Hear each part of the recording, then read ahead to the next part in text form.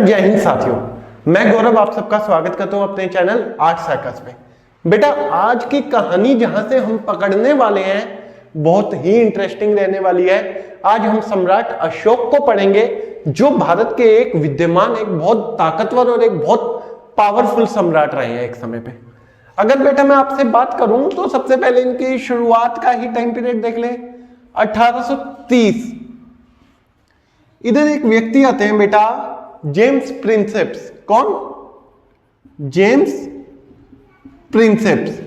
अब ये सम्राट अशोक के बारे में कैसे पता लगा, वहां की कहानी बता रहा हूं, है ना। तो जेम्स प्रिंसेप्स हैं बेटा, ये ईस्ट इंडिया कंपनी के एक अधिकारी हैं। कहां के अधिकारी हैं? EIC, ईस्ट इंडिया कंपनी के अधिकारी। अब ईस्ट इंडिया कंपनी के अधिकारी हैं तो इन्होंने बेटा एक लिपि की खोज की, 2 लिपि निकाल दी। कौन सी खोज निकाली बेटा? एक निकाल दी ब्राह्मी और एक लिपि निकाल दी बेटा खरोष्ठी। ब्राह्मी और खरोष्ठी। अब जब 1830 के दशक में इन्होंने ये लिपियां खोज निकाली बेटा, इन लिपि को खोज निकालने के बाद इन्हें एक वर्ड मिलता है यहां से, पियदसी। क्या वर्ड मिलता है भाई? पियदसी। पियदसी का मतलब क्या है बेटा? इसका मतलब है, एक वर्ड है इसका, मनोहर मुखाकृति वाला राजा। मनोहर मुखाकृति वाला राजा। अब मनोहर मुखाकृति वाला राजा का मतलब क्या है बेटा? मनोहर मुखाकृति वाला राजा का मतलब क्या है? एक ऐसा राजा जिसके मुख की आकृति मन को मोह ले। यानी इधर कहने का मतलब ये नहीं कि बड़ा सुंदर हो, खूबसूरत हो, है ना, या कतई आप ऐसा समझ रहे हो यार ये राजा कोई लड़की थी जो बहुत प्यारी सी थी जिसे देखते ही सब यार अट्रैक्ट हो जाते थे, ऐसा नहीं। मनोहर मुखाकृति वाला होता है मतलब कि बेटा एक ऐसा पर्सन जिसे देखते ही हमारे मन में आता ना, आए हाय यार, मतलब ऐसा लगता है कि देवता के दर्शन हो गए हो, है ना, कुछ ऐसा ही। और ये वर्ड यूज हुआ था किसके लिए बाबू? सम्राट अशोक के लिए। किसके लिए? सम्राट अशोक के लिए। ठीक है, तो याद रख लेना, इधर पियदसी वर्ड किसके लिए यूज था? सम्राट अशोक। अब यहां से बेटा मैं एक वर्ड और आपको बताता हूं, जनपद। जनपद, ये 2 वर्ड से मिलकर बने। जन मतलब जनता, प्लस पद मतलब पैर, यानी कि एक भूखंड। भूखंड मतलब भूमि का खंड या टुकड़ा।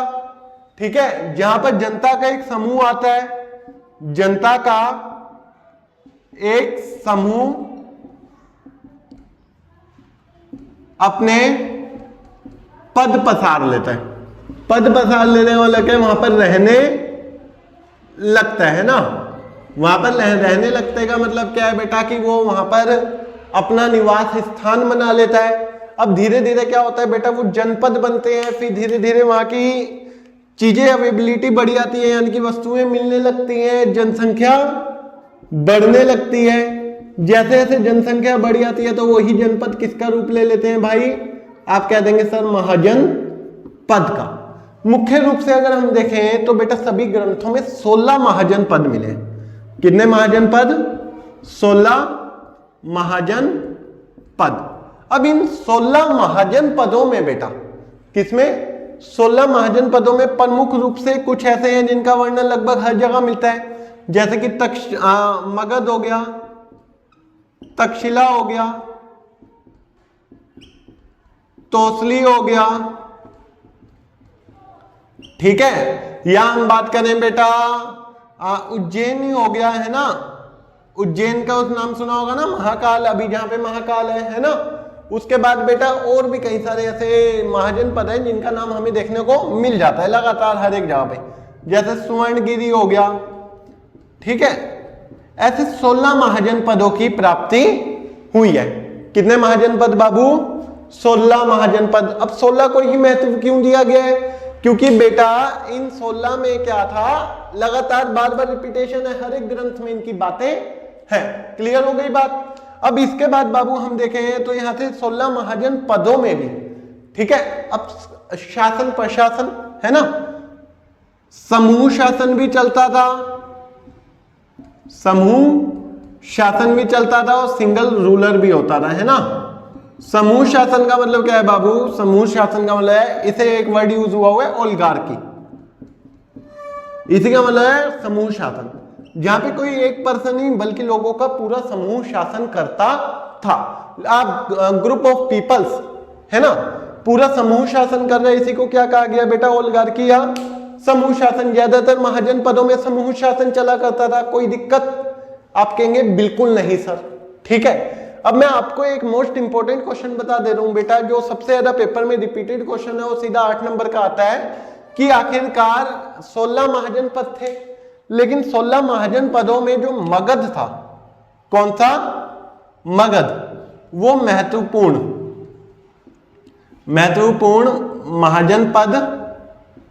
महाजन पद क्यों बना?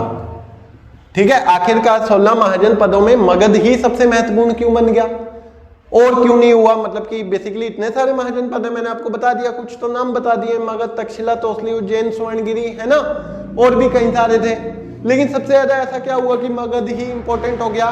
तो मेरी बात को समझना बाबू, जब हम मगध की बात करते हैं तो बेसिकली ये आधुनिक बिहार में स्थित है। कहां स्थित है? आधुनिक बिहार। अब इसका एक तो बेटा जो भौगोलिक स्थिति था, क्या था? भौगोलिक स्थिति से काफी मदद प्राप्त हुआ। ये चारों ओर से पहाड़ी में घिरा एरिया था। कैसा था? पहाड़ी में घिरा एरिया, पहाड़ी, जिससे क्या होता था बेटा? एक प्राकृतिक रूप से, किससे? प्राकृतिक रूप से किलेबंदी हो जाती थी और पूरा मगध बाहरी अटैक से आराम से बच जाता था। फायदा होगा नहीं होगा? आप कहेंगे सर बिल्कुल होगा। फिर उपजाऊ भूमि थी, आप जानते ही हैं बेटा बिहार में फसल काफी अच्छा होता है, ठीक है। अब उपजाऊ भूमि से एक कृषि का फैक्टर साबित हो जाएगा। कृषि करने के लिए भैया उधर गंगा और उसकी सहायक नदियां, गंगा और सहायक नदियों का मतलब क्या हो गया बाबू? देख लेना, थोड़ा लिख लेना, है ना, समझ लेना, मेरे पास थोड़ी जगह कम है तो मैं इसी में मैनेज कर रहा हूं, ठीक है। तो गंगा और सहायक नदियों का मतलब क्या है भाई? गंगा और सहायक नदियों का मतलब यहां पे है मेरे बाबू कि उधर अब देखो गंगा नदी भी थी, उसके साथ कुछ उसकी सहायक नदियां भी थी, जिससे देखो एक तो इरिगेशन के लिए वाटर मिल जाता था, खेती में मदद हो गई, और दूसरा ट्रांसपोर्टेशन काफी आसानी से हो जाता था। हेल्प इन ट्रांसपोर्टेशन, किसमें? ट्रांसपोर्टेशन। आगे बात समझ। फिर उसके बाद बात करें तो बेटा जंगल थे, जंगल से हाथियों की प्राप्ति हो जाती थी, जिनका इस्तेमाल राजा महाराजा युद्ध में किया करते थे। तो युद्ध में हाथियों की प्राप्ति हो रही है भैया, युद्ध तो वैसे ही मैंने बताया कम होते थे, लेकिन हो भी जाए तो हाथी से लेके हर एक चीज अवेलेबल है, ठीक है। उसके बाद बात कर ले बाबू, तो यहाँ पे लोहे की खदानें भी थी, लोहे की खदानें। अब लोहे की खदानों से क्या मिल जाता था भैया? लोहा मिल जाता था। लोहा किस काम आएगा? राजा के हथियार बनाने के काम आ जाएगा। फायदा ही फायदा, मिल रहा है नहीं मिल रहा? आप कहेंगे सर बिल्कुल मिल रहा है। फिर उसके बाद बेटा व्यापार अच्छा खासा था, जिससे कि भैया काफी बड़ी मात्रा में टैक्स कलेक्ट होता था। किसे? सरकार को, ठीक है। अब सरकार को टैक्स कलेक्ट होता था तो भैया काम तो बढ़िया चलेगा ही चलेगा। ये सारे कुछ ऐसे फैक्टर साबित हुए बेटा जिन्होंने मगध को सबसे इंपॉर्टेंट बना दिया, या मगध को एक इंपॉर्टेंट रोल प्ले करने वाला महाजन पद बना दिया।